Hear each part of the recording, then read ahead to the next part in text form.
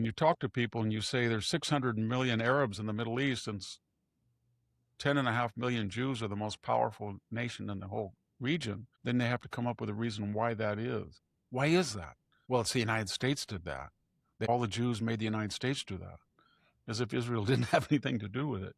And you say, well, Oman or Saudi Arabia's got more money than Israel, and they're bigger, and why aren't they the powerhouse? Well, I don't know. Well, they're occupying Gaza. They're occupying well, Turkey's occupying 20% of Cyprus since 1973. Are you worried about that? Well, I didn't know that. So why is it always Israel? Joining me today is Victor Davis Hanson, historian, best-selling author, and senior fellow at the Hoover Institution at Stanford University. He spent decades studying how wars begin and how they reshape the world. Professor Hanson, right now, tensions with Iran are escalating, but at the same time, major voices on the right, like Tucker Carlson, Candace Owens, and Megyn Kelly, are turning on Trump and even questioning Israel's role. Some are saying this is necessary, others say it's a serious mistake. So let me ask you very simply, why are some of Trump's biggest supporters suddenly turning on him and on Israel over this war? It's an interesting question because they're on record, I would say, supporting 90% of his agenda, whether it's open, the closing of the border. So in this particular issue, they've not only focused on it, but they have made it the exemplar or the turning point of everything. In other words, if he doesn't agree with them on this one particular issue, then they nullify all of their lifetime conservative advocacies. So you're right to ask why it seems inexplicable. I mean, if he had, let's say, I don't know, if he had said, well, I don't want to get into the transgender mess, I'll just let that go, would they have done the same? I don't think so. So ostensibly, I have to examine what they say, not what I say. They say that he ran on an end to forever wars, or what he called endless wars, or what they call for.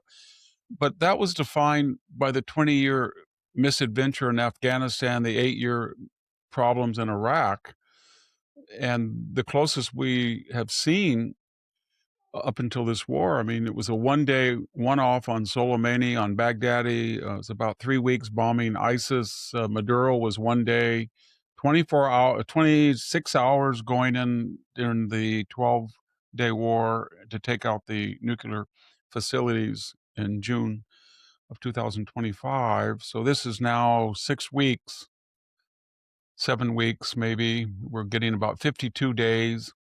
There's been, tragically, but 13 soldiers lost. We have no ground troops in there. The Israelis have deployed probably 300 aircraft. And I don't understand how this can qualify as a forever war, especially we've never seen a war, in my experience, so asymmetrical.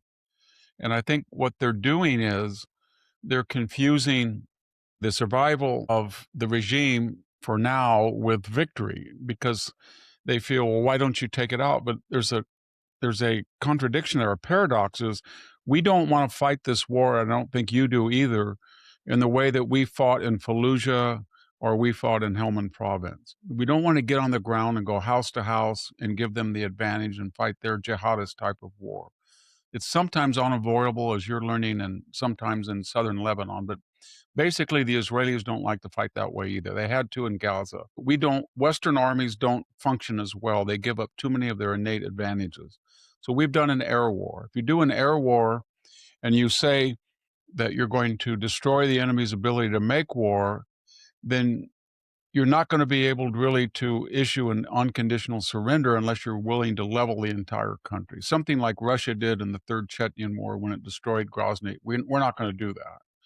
So we're going to make it impossible in the near future, maybe 5-10 years, for them to make war. That was the whole purpose of the war. But they seem to think because it's surviving that we therefore are impotent and all the cards are in Iran's hand. But the coalition, anytime they want to accelerate, they can. If you go game out any type of scenario, now they're sending PT boats. Trump says he's going to destroy them if they lay mines. Well, we can easily say, and I think he should, destroy them if they board any ship whatsoever. What are they going to do? They say they have secret caches of missiles. They're going to blanket the Gulf and Israel. If they do that, they will have no bridges and no power generation. So that the escalation is very easy on our part. And it in comparable risk, it's very small compared to the risk they do. And this is all parallel to the fact they're losing, according to estimates, anywhere from 400 to 500 million a day in economic revenue and output. So this can't go on that much longer, even without retaliating. So there has to be a reason. And I think one of the reasons is there has to be a reason for this apostasy, these apostates suddenly. And I think they feel that they were intimate with the Trump administration. They were habitués at Mar-a-Lago. They had his cell phone. They called him. But anybody who knows Donald Trump knows that you don't call Donald Trump. You don't seek him out. He may call you, but it's always on his terms as it should be. But I think that the Marjorie Taylor Greens, the Steve Bannons, the Megyn Kellys, the Tucker Carlsons, they all felt they had the president's ear, and they felt that he had to adhere to the MAGA agenda, which was they thought it was neo-isolationist. It was never neo-isolation. It was Jacksonian.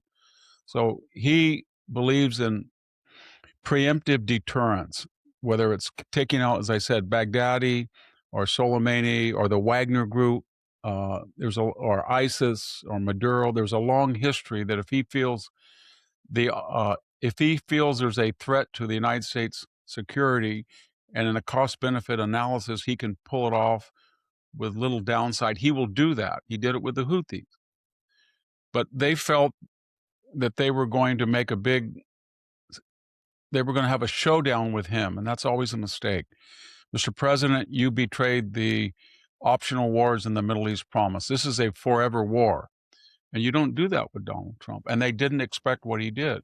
He went on the attack, and he said, "You're done. I'm done with you." The other thing is that and I can't speak for all of them because there's gradations in these people. They're not all Nick Fuentes. They're not all Tucker. There's gradations. Some people aid and abet. Some people are active. But there was a sense that the climate in the Democratic Party is clearly anti-Israel, anti-Semitic. The whole party is imbued with it. And they feel that the institutions, that not the political power, military power, but the cultural power of the United States is democratic and leftist and moving in that direction. I'm talking about the LA Times, Washington Post, New York Times, Atlantic, PBS, NPR, Network News. All of that culture is now anti-Israel, and it's even moving and the universities are anti-Semitic. And they feel that that's where, and what I mean by that is now Tucker's having Jeffrey Sachs on, or now people on the left are praising these people. And I think they felt they were out in the wilderness and they had taken a risk by identifying with Trump, and he didn't do what they wanted, and they thought they had more influence with him than they did. And they made demands on him, which was suicidal. And they felt that the mood of the country was moving in this direction, and they were going to piggyback on this direction. And they were also, and it's happened, they are being praised now by the left. The left is actually, if you look at these leftist blogs, they're saying that Megyn Kelly and Tucker and Steve Bannon, maybe not Fuentes and Candace, but they all have good points to make. They're being used almost as if they're the proverbial useful idiot. But so there's a lot of motivations, but I think they're moving in that direction. And if you support Trump in the United States, you identify yourself with the middle classes, the working classes, often the white working classes, but also Hispanic. It's not a racial thing, but you don't identify yourself with the levers of cultural power.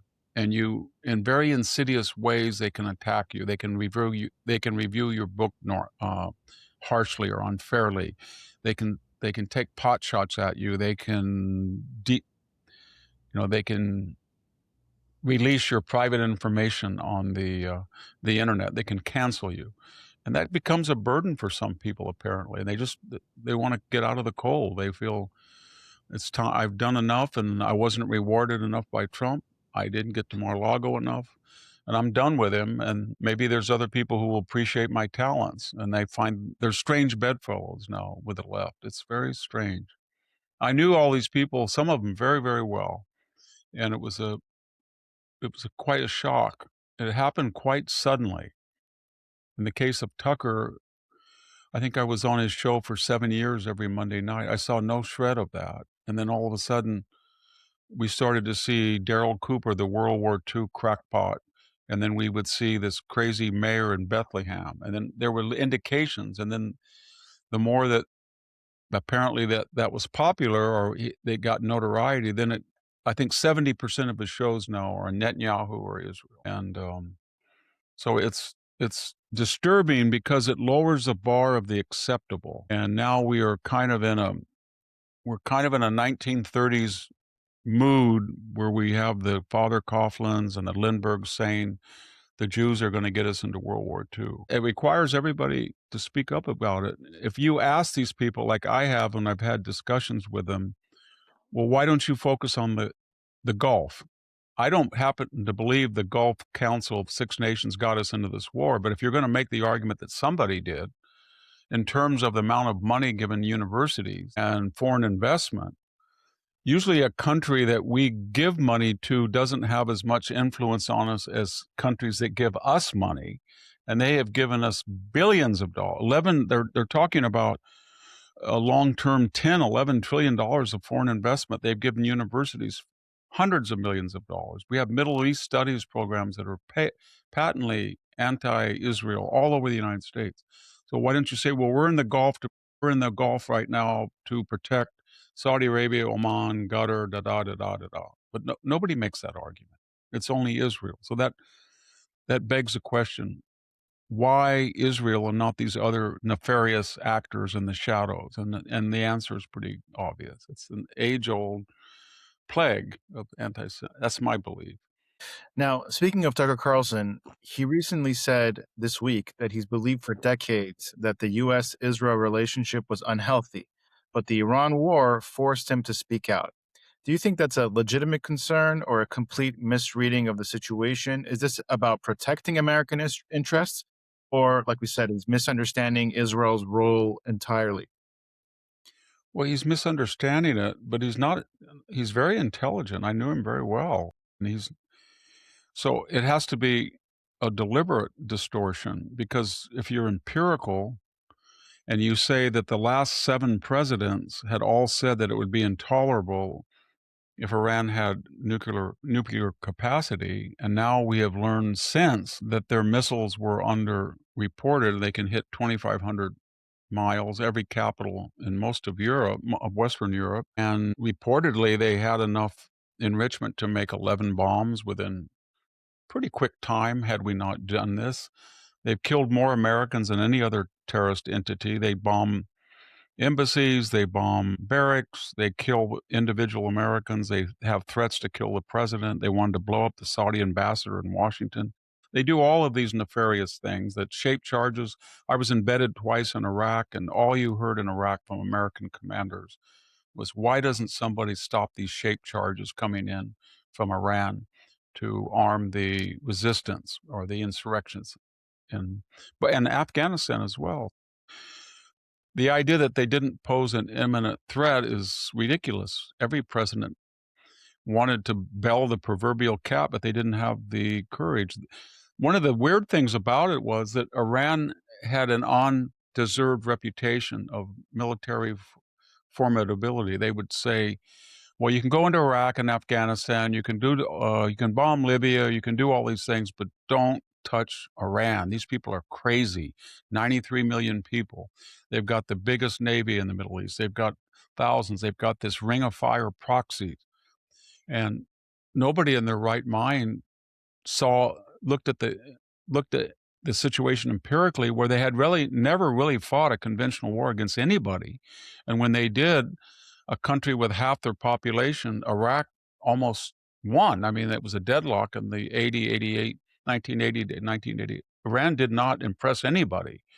So a lot of that, once I think Israel and the United States destroyed this myth of invincibility and showed it to be hollow and humiliated this country and did it at very little loss, the whole establishment was just dumbfounded. You can't what happened? Well, the Iran deal, they're trying to say now the Iran deal could come back, and they're just mystified, and they're just saying the most ridiculous thing. They're winning. It's absurd. It's the most asymmetrical situation we've ever experienced. And when Tucker says, "Well, they're surviving," well, they're confusing survival with defeat. The only reason that that regime is in existence is that Israel and the United States have decided they do not want to send ground troops into Iran and march on Tehran and throw these people out of power and then do in Iraq or in Afghanistan and sit there and be targets of pot shots while they try to work with a new government. They said, no, we're going to fight this war according to Western standards of firepower and air power. And we're not going to be able necessarily to determine the type of government or when this regime falls, the type of government that would replace it. But we're going to make sure that we're going to so humiliate and destroy their ability to make war that we will sow the ground or sow the field that there can be a cultivated change. Somebody can do this later. But that's not our primary intention. That's our desire, but we're not going to do a Fallujah or Helmand province this time around. And so everybody said, well, they're still there and they've got boats. But if anybody looks at and dissects the situation and looks at the exact status of their Navy, their air defenses, their Air Force, their command, they can see that they've suffered a defeat of catastrophic proportions. 50-year investment, 47-year investment, probably $500 billion in military arsenals and infrastructure. The military industrial nuclear complex is flattened.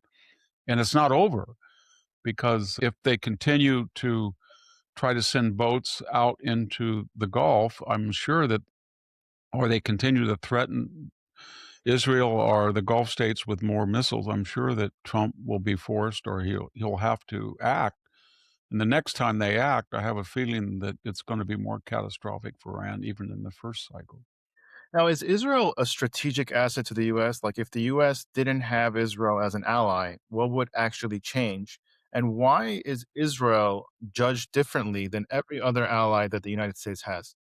Well, we can answer that question in a lot of ways. Israel has 300 combat aircraft, frontline combat. It's got the best pilots. As an American, I would say that I can't say they're better than the United States, but they're comparable to American pilots.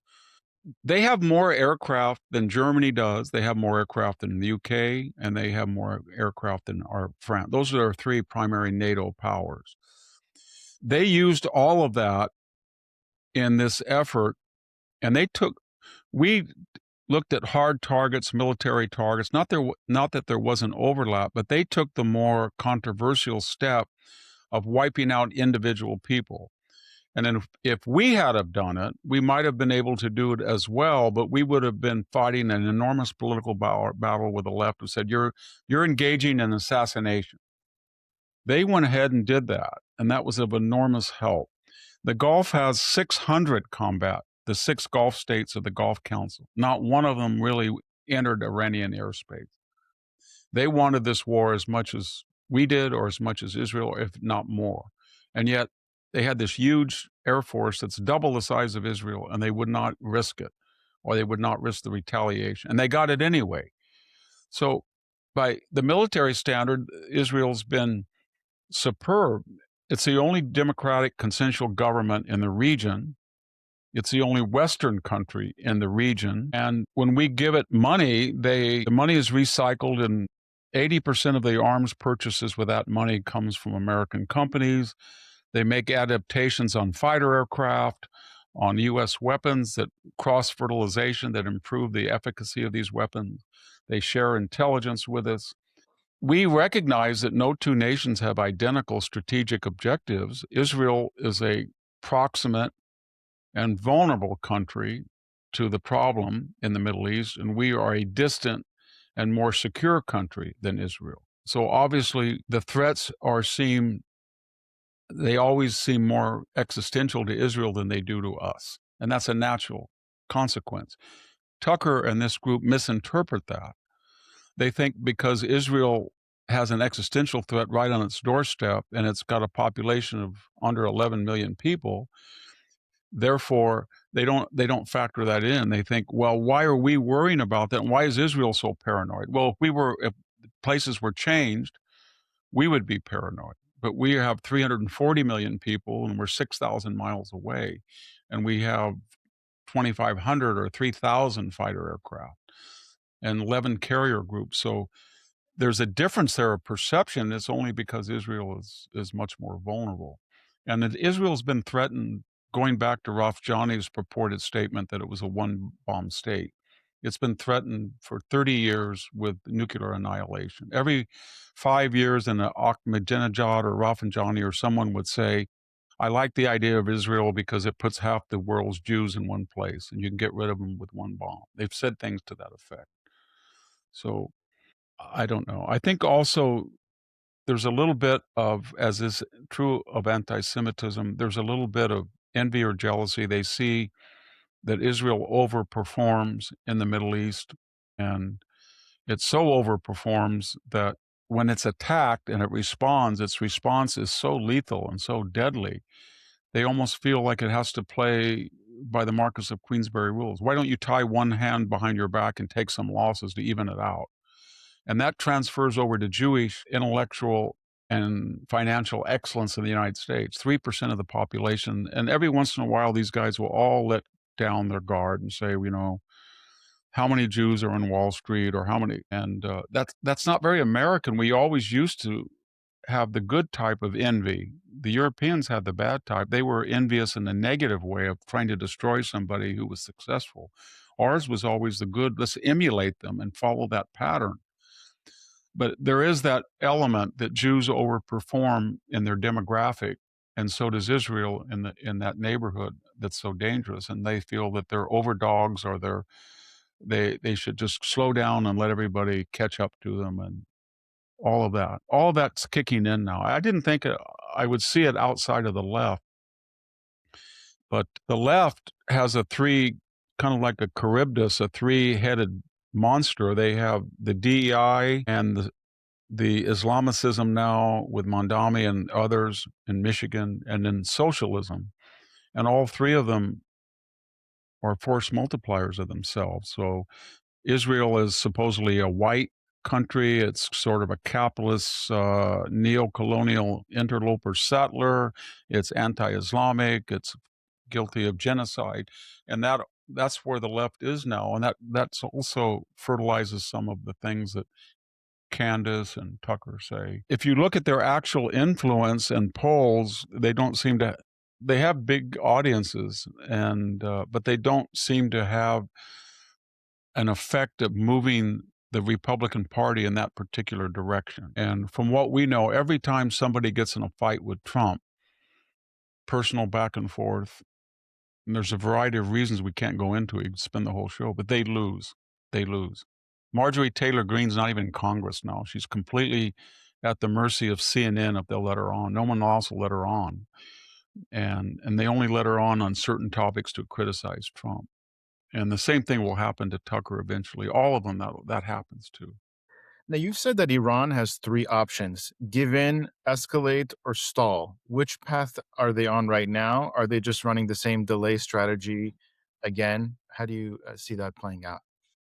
Well, they have been outfoxed. They thought they were going to be clever with the blockade of the Gulf, and that the Asian importers in Europe and the American left would put so much pressure on Trump that he would give in or concede. But Trump just said, that's a good idea. You just block all the ships, but you have it backwards.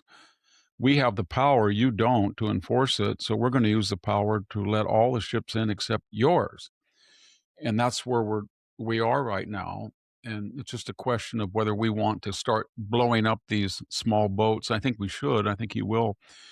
But we're in the stall mode where we're too fractious. We don't know who's going to represent us. We might kind of sort of go to Pakistan. We might sort of not go to Pakistan.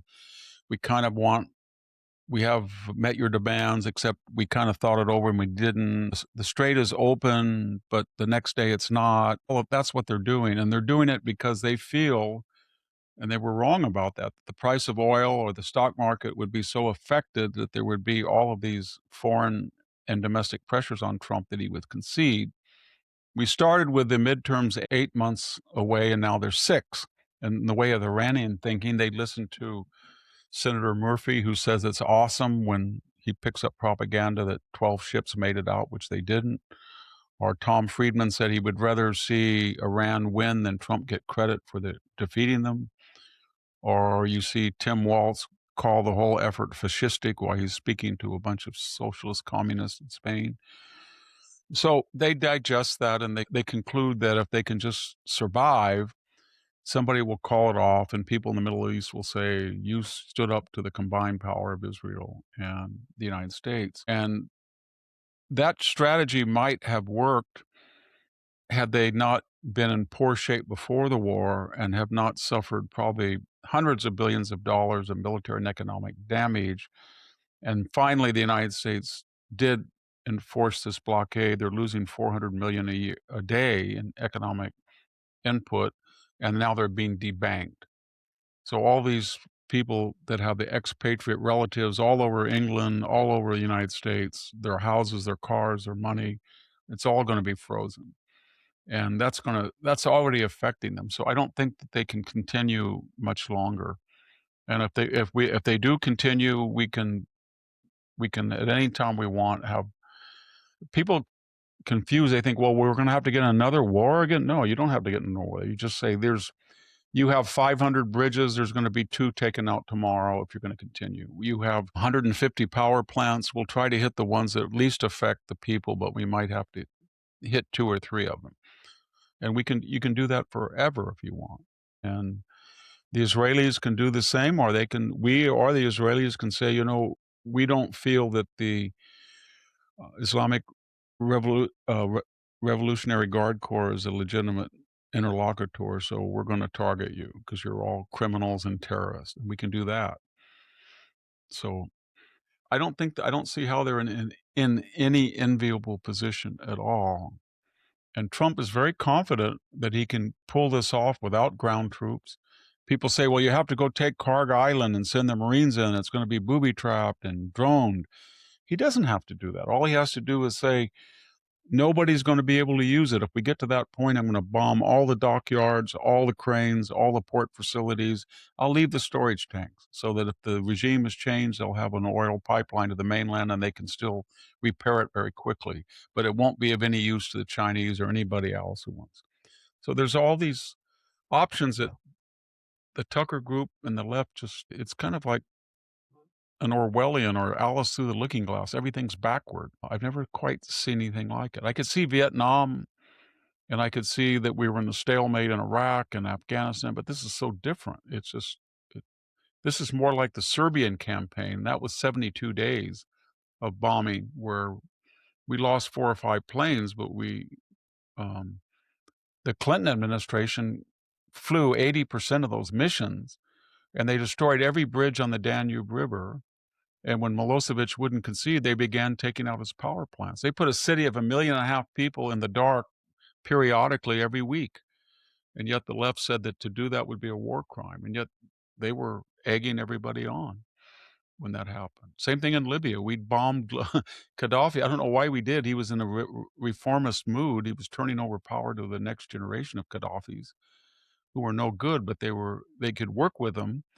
And we bombed it for 7 months. France and Germany dragged us in, and same thing. We ended up doing 80% of the missions. This gets back to your question on the value of allies. I don't know why people criticize Israel about dragging us in when they dragged us into Serbia, they dragged us into Ukraine, they dragged us into Libya. We bombed television stations, we bombed port facilities, we bombed ships, and these were all leftist presidents did this. France called us up for 20 years and said, we can't get the Islamicists out of Chad or former colony unless you fuel our planes, unless you give us logistics, you resupply. Thatcher called up Reagan and said, we're going to go get the Falklands back, but we need the following. We need 2 million gallons of gas. We need Tomahawk Hellfire missile resupply. We need intelligence. We need photo reconnaissance. We need your submarines to tell us where the Argentine submarines are. And by the way, we want a Marine carrier put on ice just in case we lose our only carrier, and we need them. And we did all of that in our hemisphere to the great chagrin and anger of our Spanish speaking neighbors. And so the question you mentioned about allies, people are very angry at allies, but other than this conspiratorial group, they're mad at Spain for denying us airspace in a joint NATO base. They're mad at Britain for Diego Garcia. They're mad at Germany for telling everybody how this is an unlawful war. They're mad at even Maloney for not letting us land in Sicily. All of it could have been stealthily done, no announcements, call up Trump and say, "What do you need, Mr. President? This is a common enemy. We're in missile range. All we ask is you don't tell people the extent of our support. But other than that, you've got it." And everything would have been fine. And that's what Israel's done. Nobody in the United States knows to the degree planes, which American planes are based in Israel, how they're operating with Israel. Israel keeps it quiet. But if Israel would say, you can't use our airspace, that would be absurd as an ally. And so it's when you get these rational dead ends where you have a question and there's no rational answer except a deep-seated dislike of Israel because of its success and its power. And, when you talk to people and you say there's 600 million Arabs in the Middle East and 10.5 million Jews are the most powerful nation in the whole region, then they have to come up with a reason why that is. Why is that? Well, it's the United States did that. All the Jews made the United States do that, as if Israel didn't have anything to do with it, And you say, well, Oman, Oman or Saudi Arabia's got more money than Israel. And they're bigger, and why aren't they the powerhouse? Well, I don't know. Well, they're occupying Gaza. They're occupying well, Turkey's occupying 20% of Cyprus since 1973. Are you worried about that? They took over the whole northern part of the island. Oh, I didn't know that. So why is it always Israel? It's the selectivity of their anger that's the indicator, the barometer of what drives them. Professor Hanson, I really appreciate your time. This was incredibly helpful and clarifying. This was an incredible conversation, and I appreciate it. I hope you're doing well. I know you've had some recent health challenges, so wishing you continued strength and health. And thank you again for joining me. Thank you. Well, thank you, and say hello to your audience, and don't be too discouraged. There's a lot more supporters of Israel in the United States. The supporters of Israel are quiet and rational, and the haters of Israel are loud and irrational, but I think they are still in the minority. Thank you. Thank you. If you have a 401k or an IRA, please listen. Gold is at record highs. What many people don't know is this: you can move part of your retirement money legally and without tax penalties into physical gold you actually own. Alpha Omega Gold helps you do this through a gold IRA. Your gold is real, it is stored safely, it is in your name. Learn more at ao.gold/stand. Alpha Omega Gold is our sponsor, and they proudly stand with Israel.